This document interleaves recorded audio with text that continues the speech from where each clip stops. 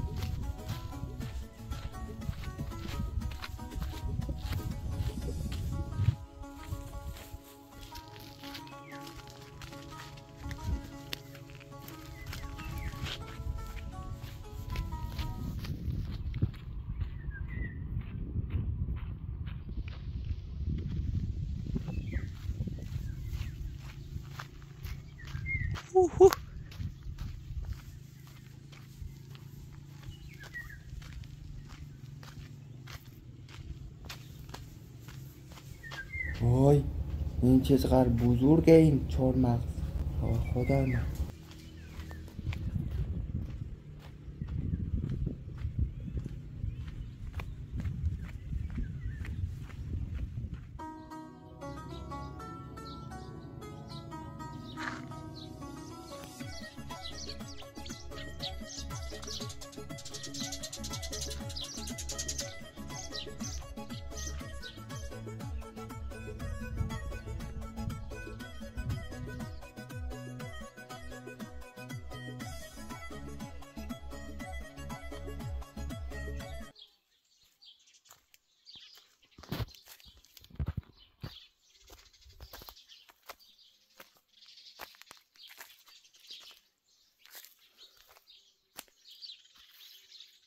خب اینم امروده ولی تا الان نرسیده.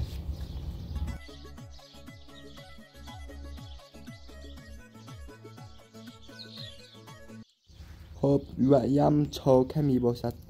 خب این چاکه یکی از خاندان آلو است که خیلی خیلی از آنها کوچکتر است. و یم زردآلو ولی تا الان نرسیده. بدبختانه هرچی آمدم اینجا پالیدم هیچ کدوم نرسیده. خود و چنابی سیبی شکر سیب که در بهار میرسد. و خب خیلی خوب سیبه یعنی بخورم. آی خیلی خوب سیه اما خیلی کوچولو هستن. فرق داره خیلی از سیبای دیگر.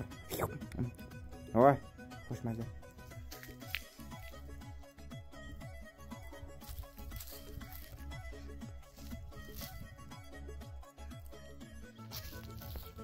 و هم بادام شاخی بوز می باشد.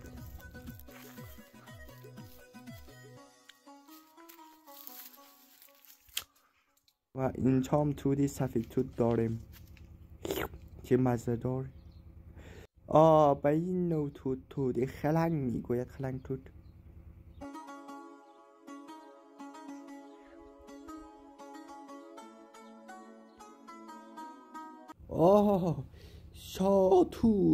شاه تودان است این توت. چقدر خوشمزه. دانم آب گرفته.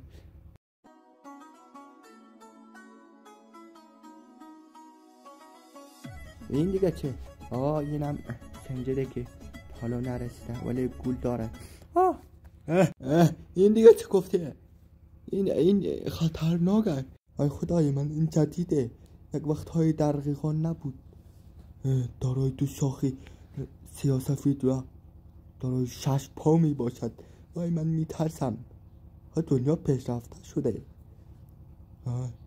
ای بی تربیت چیکار میکنه اینجا؟ برو از اینجا. منو بذار من خواب کنم دیگه. ویدیوی خود رو بگیر. به من چی غرض داره؟ غلط کردم من رفتم. خدا نگهدار. خب دوستان عزیز اینجا هم یک چیز داریم که باید با اون مصاحبه کنیم. خب اینجاست. سلام جناب ملخ، خوب هستین؟ بخیر باشین؟ سلامت باشین؟ برو من حوصله تو رو ندارم. چرا عصبانی میشود؟ من فقط میخواستم از شما مصاحبه بگیرم. پس بگو این چی سوال داری؟ شما چند متر با آن پاهای بلند خود میپرید؟ من حدود 3 متر و 44 سانتی متر از زمین میپرم. خیلی بلند. خب سوال تو رو جواب زدم، پس برو. اصحاب من خراب میکلی ها. پس خدا نگهدار. این ملخه خیلی اعصابش خراب بود. خب خیر باشه.